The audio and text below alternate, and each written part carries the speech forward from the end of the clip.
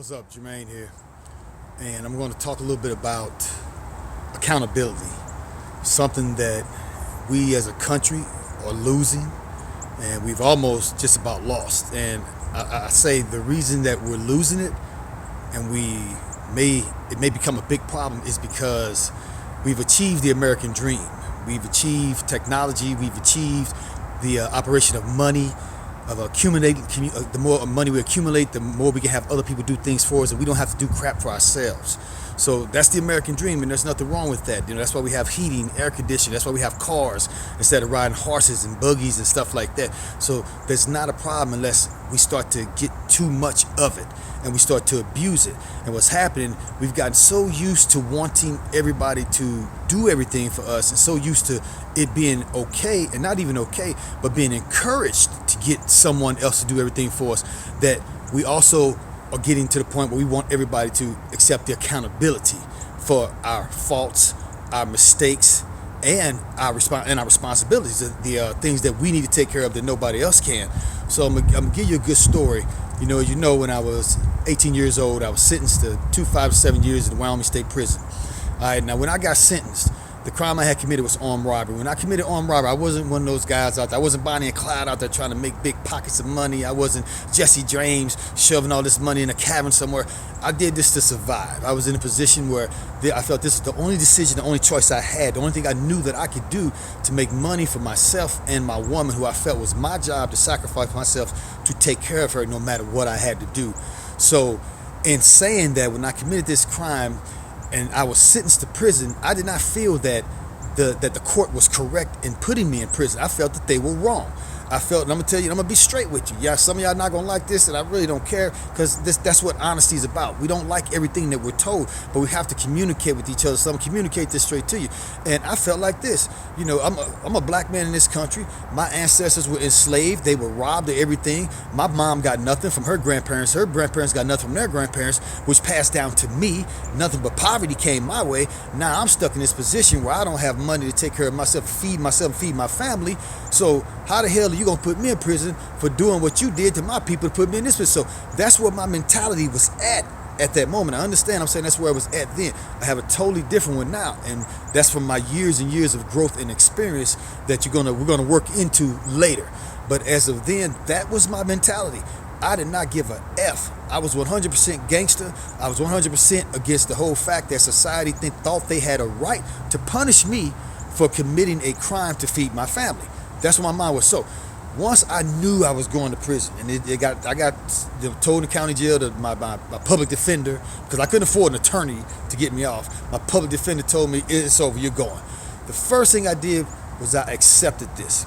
I said, you know what, I'm going. So what's the positive things of being in prison? They always got great weight rooms. Well, wait a minute, I get a lot of time. My food is free and the food is nasty. So why in the hell do I want to go in there and get fat? So the first thing I'm gonna do is I'm gonna become a vegetarian. I'm gonna take responsibility, accountability, okay? And I'm gonna become a vegetarian or eat nothing but vegetables so I can get healthy.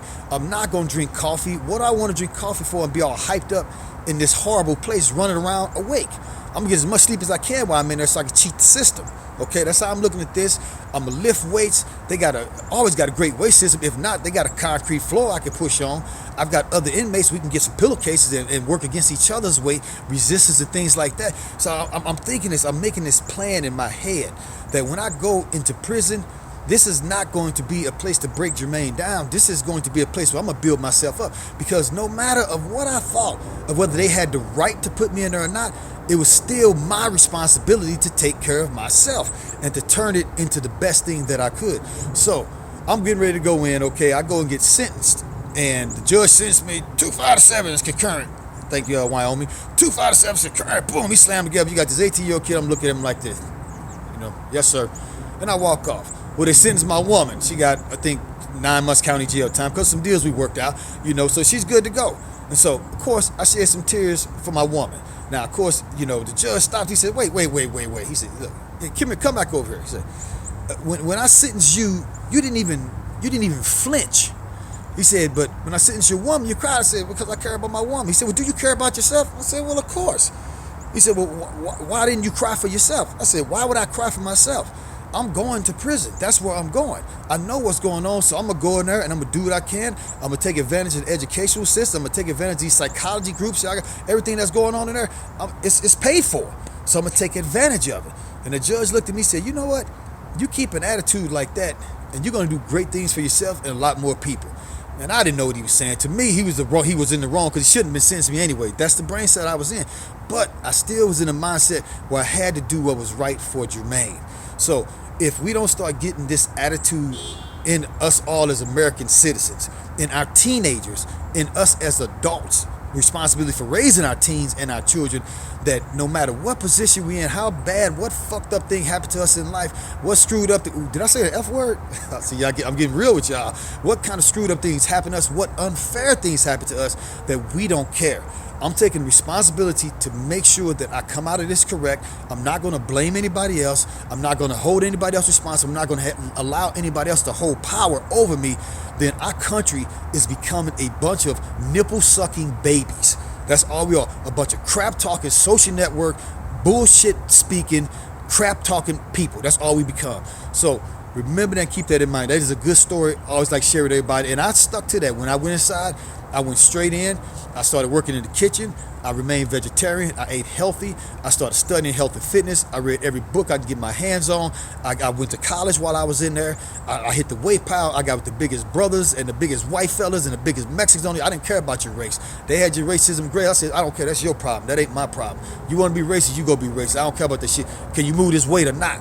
And then after that, I said, can you box or not? Then I said, can you fight? And so I worked it that way, and I took, people saw me under so much control of myself and making sure that I came out of there correct. And this is one of the great things too.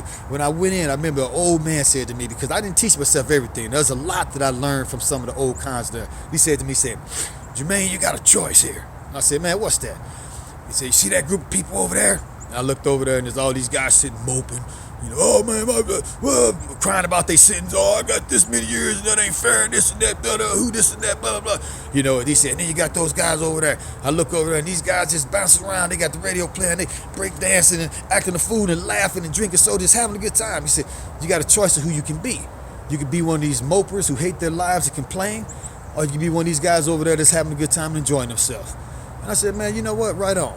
And obviously you see the path that I chose. So I had that choice right there. We all have a choice. So I'm telling you today, no matter what's going on in your life, I was 18 years old. Do you know what it's like to get sentenced as a violent criminal at 18 years old? I don't care how tough I thought I was. I still wasn't stupid.